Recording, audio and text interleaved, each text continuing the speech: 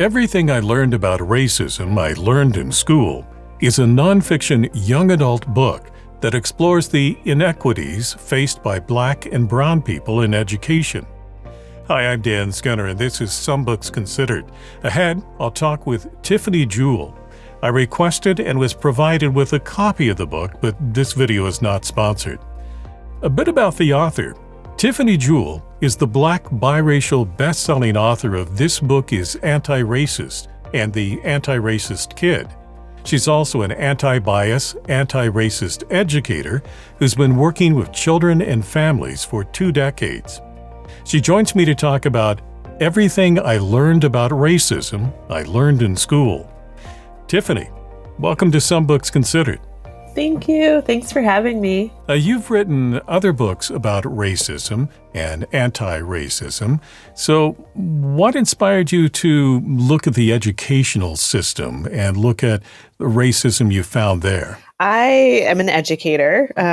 Before I was an author, before I was a mama, I was a teacher. I've been teaching for almost or over 2 decades at this point, primarily elementary age kids, but I started teaching toddlers. And so being a teacher and being in different education systems, I've always looked at the ways the systems work or don't work for our students.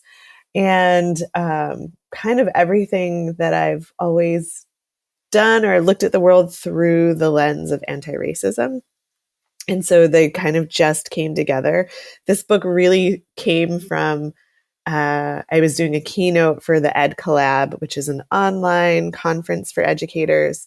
And I was just talking about schooling and had a moment where I was like, pretty much everything I learned about racism, I learned in school. And we were all like paused for a moment because had to do that reflection, like, wow. And then from there, I was thinking a lot more about schooling and stuff from that keynote. And the book just kind of came together over many years. And in this book, and I want to ask you to give us an overview in just a moment because there's so much here, Mm-hmm. but among other things, you share your own experiences. So when did you sort of first become aware that you were experiencing racism, whether it was overt or more subtle? Yeah, I think it was really clearly like 3rd grade for me, which when we look at child development and stuff, that makes a lot of sense. It's when kids start looking beyond their families and looking out into the world. And I also had a teacher that it was very obvious that she didn't care for Black and Brown students the same way she cared for white students. And that was in 3rd grade. 2nd grade, I had a teacher who was very different and she loved us and trusted us. So having that very different teachers really kind of showed us.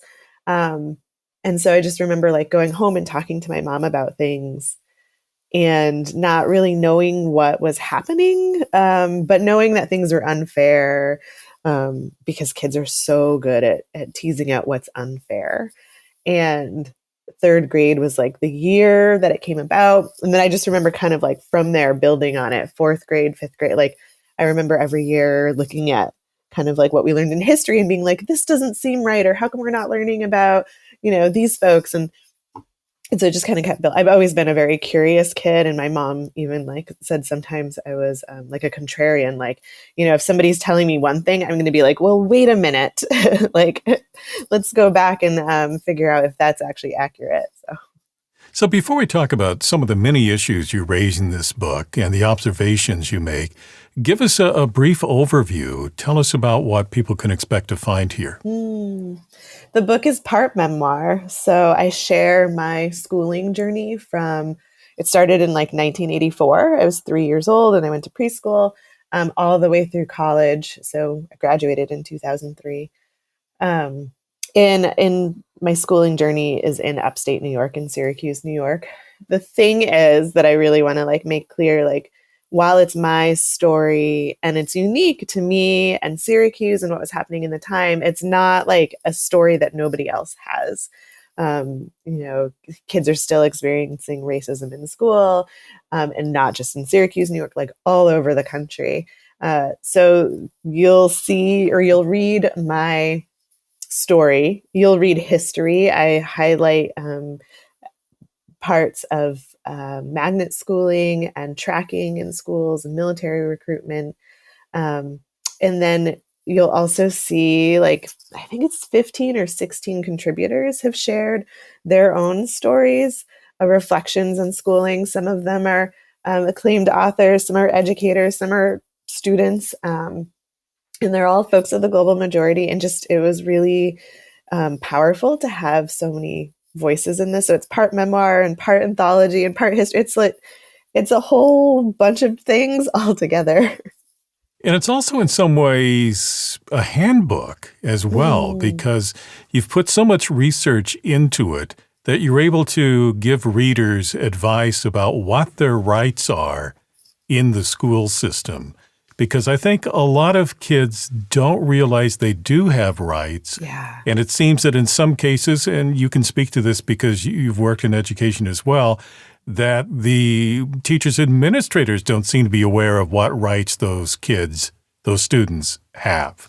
Yeah. And that part, there's a whole section towards the end of the book about our student rights. And that came from a lot of reflection. Our school had the first district-wide weapons search, like for the whole school. And it was incredibly disruptive.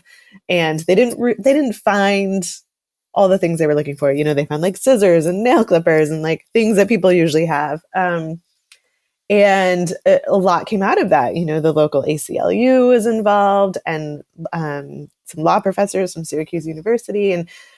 And it wasn't really a legal thing, but there wasn't a precedent for it. And so the district had to do a lot of searching with the community and figuring out there were no apologies.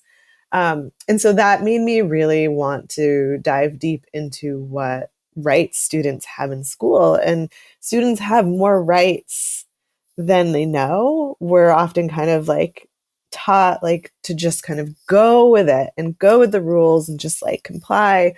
But sometimes complying isn't always the right thing to do. Like, it doesn't keep you safe. It might make the adult in charge feel better, but it's not necessarily keeping the students safe. So really wanting young folks to know that they have rights in school. And I so appreciate like the ACLU like has, like, if you go to your local chapter, like they have that information, because it varies by state to state too.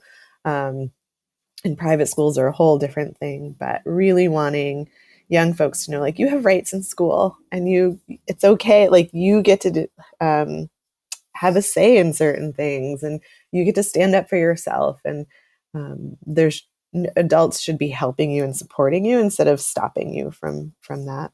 Obviously, you put a lot of research into this book. And even though you've written books about racism and anti-racism before, what were some of the things that you discovered in this research that surprised you or shocked you that you weren't previously aware of? This research for this book was so different because I was also trying to confirm if my memories were accurate. And so it was a lot of going back into old newspaper articles from the early 1900s through to like now, and specifically around like my old school district and stuff. And so the things that really shocked me was learning that in the 1980s, my cohort, we were a part of one of the experiments on integrating the city, because there were so many failed experiments as there were throughout the Northeast and Mid-Atlantic states and in the Midwest, just in the country in general. And so, you know, in 1984, I would have expected 30 years after Brown versus Board of Education that we were fine, but because the state mandates were one thing and redlining caused neighborhoods to be others, like magnet schools became kind of the solution for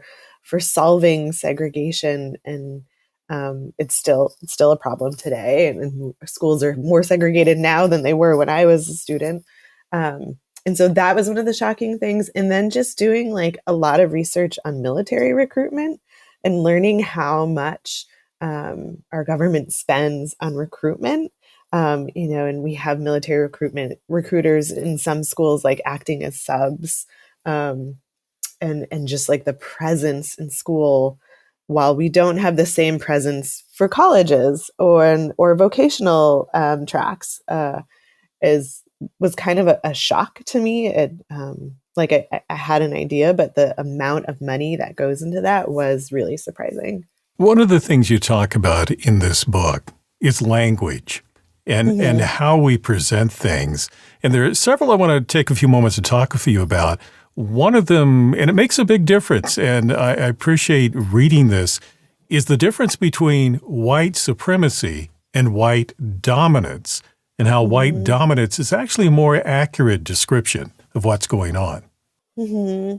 And that term, like, really been processing it through with some of my friends too. One of my friends, Brett Hawthorne, wrote a book, Raising Anti-Racist Children, and it was like a whole kind of thinking about it with another friend, Amelia A. Sherwood, who wrote a poem for this book, and looking at like dominance is like the thing that's like holding this whole country, and it's dominant. Like you think of that like big hand like pressing you down. Well, supremacy is like it's supreme. It's almost the best. It's the thing, and that's not how we need to look at it. And it's not helpful um, to name. I don't think it's helpful to name it as white supremacy when it really is the dominant culture in our society. And it's the thing that isn't just dominant, but holds the dominance in when you look at media and all of the other things and the ways we interact with the society around us. And it also allows for us to kind of look at like, we can break it apart too more easily when we don't like hold it into this like supreme um, like on this pedestal in a way like that's um not something we want to do. But when it's you're thinking of dominance, you even think of like when you're like training a pet or something, and how um like maybe you are trying to be like the like dominant over them for a moment, and then it eases up. And what if we like eased up um white dominance, and what if we kind of like really work to undo it and understand the ways that it becomes so much a part of who we are, and not even realizing that it's in us all the time, that need for urgency or the need for perfection or all of those things. Like if we could pause for a moment and almost like sit back and undo that dominance that holds on us, like we'll be a much better society too. Another one you pointed out that made a lot of sense to me, and I think it kind of opens some eyes when you remember the big picture, is not as a black or brown person thinking of yourself as a minority, which you might be in a specific locality. But if you look at the big picture, it's actually the global majority. Yeah. I love that term. I first heard it from a colleague who worked with Dr. Barbara J. Love. And I know other folks have used it too. And it's so empowering. Like I stopped using the term minority years and years ago, but didn't always have like the right substitute for it. And the global majority is just one of those terms that really allows us to be empowered, knowing that there are folks all over the world, Black and brown folks, Indigenous folks, folks of color, folks of the global majority. Like we're all in this world together. And it also kind of like reminds you the world is this like it's a community. Like we're a whole community no matter where you go. And so like, and I share in the book, like there are times in college where I was like the only person of the global majority in my class. And if I had had that term back then, I probably would have like had moments that felt a little more empowering than demeaning. But to be called a minority makes me feel like I'm less than, when not. Like I'm not. Nobody's better than anybody else. So What advice would you have for people in the education system if they, realize, yes, there are problems, there are things that need to be addressed? Where do you start? What would you say to them? it's a question I often ask young folks. I work in schools all over. And one of the things high schoolers often tell me is they wish they had more time to understand who they were and to understand the other people around them, like looking at identities. And so like my advice to educators and folks working with students and with learners and for caregivers is to like make time and space for people to explore who they are. Because the more we know who we are, then the easier and more available we are to honor other folks. And that allows for us to kind of look at justice and injustice in a more clear way. Instead of being like, I don't have this, like we can see what is fair and unjust when we know who we are and we know who the people around us are. Well, there's much more in this book that we haven't had time to talk about. And I know it's kind of unfair to ask this question, but what would you say are some of the key insights that you hope people will take from the book? I think some of the key things that come to mind right now is my hope, and this was a part of like why I included so many different contributors, is that everyone who reads it will see themselves in this schooling story. And once we kind of understand our role in this story, whether like you witnessed racism or you experienced it or you were a part of imparting it on students, will allow us to kind of take this system that everyone is a part of, even folks who are homeschooled. Like there are still regulations from the state and the federal government around schooling, is to take that and make it better, because schooling can be better. It can be really amazing. And thinking about there's a whole system where like people are learning about themselves and the world around them, and we're learning math and reading and all these things. And we just, as a society, we don't put money towards schooling. We don't put enough energy and care and thought into schools. And so my hope is readers can like maybe like fight more for schools. And I think for big decision makers too, to be like, hey, I actually have the power to make schooling better, instead of just hoping somebody else will do it years from now. So who do you see as the audience for this book? Because I can see it could appeal to students, but also adults and people in the education system. So it seems like there's a wide range of folks that could benefit from this book. Yeah, there really is. First and foremost, like I always write for young folks, for learners. And so it's like predominantly high schoolers. The same kids who read my first book, this book is Antiracist. I think, they understand anti-racism, they understand systems and institutions. And this is kind of like, let's do a deeper dive into schooling. But it really is for everybody. I think caregivers who are curious about schooling, educators, absolutely, people with power and money and who are wanting to support ways to make our society more just and fair. Like I really hope it's and think it's for everybody. The book is Everything I Learned About Racism I Learned in School by Tiffany Jewell. Tiffany, thank you for talking with me today. You're welcome. Thanks so much for having me. If you'd like to purchase Everything I Learned About Racism I Learned in School, I've placed a link for you in the description below.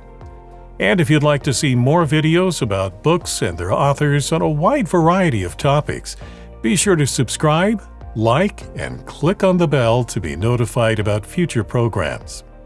I'm Dan Skinner. Thank you for watching this edition of Some Books Considered.